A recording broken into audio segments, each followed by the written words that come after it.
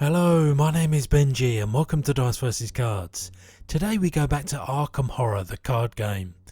We've covered deck building, investigator classes and beginner tips in previous videos, but today we bring you the first ever series focusing on the Guardian class. And what better way to start than with a class toolkit, detailing what cards you should strongly consider bringing with your Guardian wherever you go. We'll try and cover all the different slot choices, but also talk a little bit about different archetype staples as well. To start things off, no Guardian build will be complete without a suite of weapon assets, the strongest of which, Machete and 45 Automatic, harken all the way back to the core set. Both are the template for what represents a good weapon, particularly Machete, with unlimited uses and a bonus trigger that will give you +1 damage a lot more often than it won't. It was always one of the first names on the team sheet, which is why FFG added it to the taboo list of cards, which, if you're not familiar with the term, is a list of cards that had their text changed or their experience cost amended. They do stress that these changes are optional, but if you're applying them, then you can't start a campaign with Machete as it now costs 2 XP. Never mind though, because we have a ready-made backup in the form of Enchanted Blade. Yes, it's limited use, but not in the traditional sense, because it will always provide its native +1 to combat, but up to 3 times you can switch that to +2 to combat and +1 damage. Pretty darn great, and that you can maximise this weapon's efficiency dependent on what you're facing. Furthermore, the upgraded version, whilst not cheap, is a considerable upgrade and a worthy one at that. You couple this with the fact that Machete's one downside is that it doesn't scale well to higher player count, then this is a replacement that you're not a sad panda about. 45 Automatic can also be upgraded, although it's only a mediocre one, unless your investigator has a native combat below 4, which in that instance the +2 combat really is worth it to get to the average sweet spot of +2 to the skill test. So those are your probably should haves, but I also want to mention 32 Colt and 45 Thompson. The former is a highly economical weapon with low cost and high ammo, but it only really comes into its own with investigators that have at least a native combat of 5. You remember the sweet spot, right? Conversely, the Thompson is going to take a bit of setup in terms of resource, but is your only appealing way to get to +2 combat at the start of a campaign. Beware though of its requirement to use both hands, which is less of an issue in multiplayer, but this struggles without support in solo.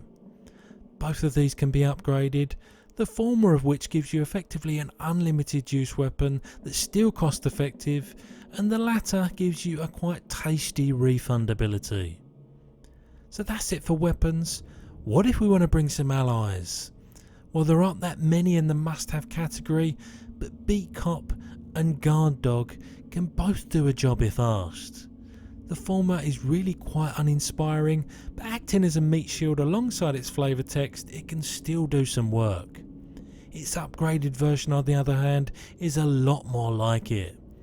A chip damage ability like this at fast speed should not be sniffed at, and is rather vicious dealing with annoying minions.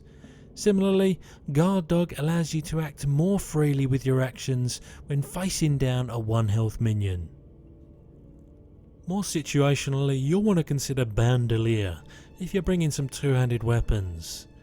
Tetsuo Mori, aka Prepared for the Worst on a Stick, can sometimes be a better choice in multiplayer. Or Greta Wagner, who brings Roland Bank's ability to the table, which can be a crucial time saver, especially in solo, but is also somewhat prohibitively expensive, so think carefully before deciding whether you can afford her. Rounding out our assets are some further situational cards, including First Aid and Physical Training. The former is about as average as a card can get, but you'll be thankful to have it in certain situations when you're the primary or only tank. And the latter I really don't like at base level, because you need to be flush with cash, but if you're weak on native combat and or willpower, then it can still do a job. They both upgrade very nicely as well. The problem being they're low down the pecking order when it comes time to spend your XP. Things get a bit spicy indeed when considering your first XP purchases, because Stick to the Plan is a beautiful card to behold. The list of cards this synergizes with is as long as my arm, but just scratching the surface you can start the game with access to cards like Dodge, Ever Vigilant, Prepared for the Worst and Emergency Cache, plus many more, including those non-Guardian tactics and supplies. I love this card, but of course the 6 XP it costs is far from ideal. Finally, for our general suggestions, we have the event and skill cards, and there's quite a few to get through. Dodge, Evidence and Prepared for the Worst are your most useful most of the time suite of cards. For obvious reasons, a cancelled attack can be invaluable. A free clue when you're doing what you do best is bonus time, and being less likely to be a guardian without a gun needs no further explanation. In that you'll probably want category, we have Dynamite Blast, Vicious Blow and Scene of the Crime, offering you some guaranteed kill the big daddy damage, an often valuable +1 to your damage, and a very welcome shore up your weakness clue gathering card, especially when you're quite often engaged with enemies in the first place. Moving to upgrades, there is the stupendously glorious I've Had Worse, which would be good without the resource gain, and the magnificent on a sliding scale Ever Vigilant that we mentioned earlier. If you're an asset heavy guardian, this is what you would call dribble-tastic. Now there are some glaring omissions there, because we're also going to highlight some cards that are specifically good in multiplayer, and some honourable mentions as well.